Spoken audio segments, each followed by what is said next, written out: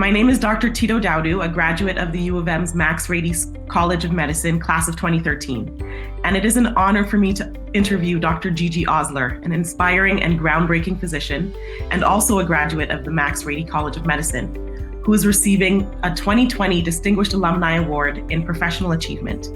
Dr. Osler, welcome and thank you for spending the time with me today. Thank you so much for spending time with me this morning. So you've accomplished so much in your life, but one of the big things, and I really remember and stand out to me, is when you were named the president of the Canadian Medical Association. Can you describe what it felt like? It truly was a moment of awe, shock, and profound gratitude, because to be the CMA president means you are the spokesperson and the national voice for medical students, residents, and physicians across Canada. And I just consider myself a regular person. I'm an ENT surgeon here in Winnipeg, a proud alum of the University of Manitoba, class of, I always have to think about this, I think it's 1992, and a wife and a mother. So something like this was never in my long-term career plan. And as it so happened, my career and interests and passion for advocacy grew. And so to be able to do this role was an opportunity of a lifetime, and one for which I'm eternally grateful for. And you were the first female surgeon and woman of color named to the presidential role. What have your experiences with diversity and inclusion in medicine been, beginning with your time at the U of M? One opportunity that I had as CMA president was to really travel the country and get to visit a lot of the other medical schools. And it didn't matter which medical school I was at, I always came away proud of the University of Manitoba, proud of the College of Medicine, and the intentional work that our college has done and that the University of Manitoba has done to be a place of welcoming, a place that is diverse, and a school that is inclusive. And I think it's because I felt welcomed at the University of Manitoba. I felt included, that it really allowed me to seek out different roles, different leadership roles outside of my comfort zone. And so I've been thinking about legacy a little bit, and there's a poem by the Canadian poet Rupi Kaur, and it's called Legacy.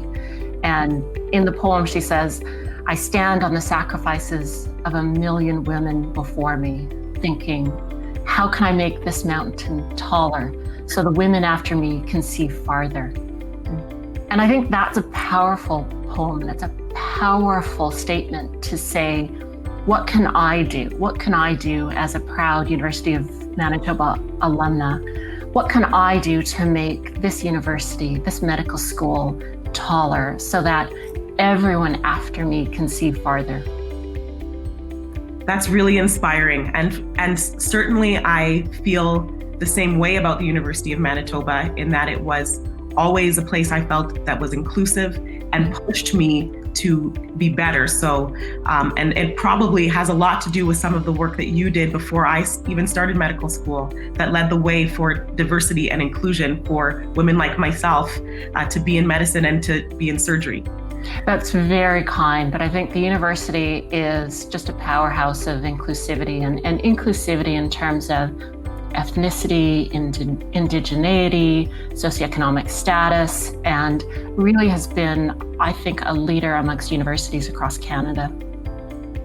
And throughout your career, you've also shone a light on big picture topics like the importance of physicians focusing on their own mental health and the effects of climate change on our health systems.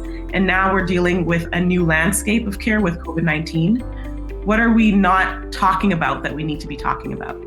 Well, you mentioned all important things and things that we have to keep talking about right now. And mental health, and particularly during a pandemic, understanding that mental health is health.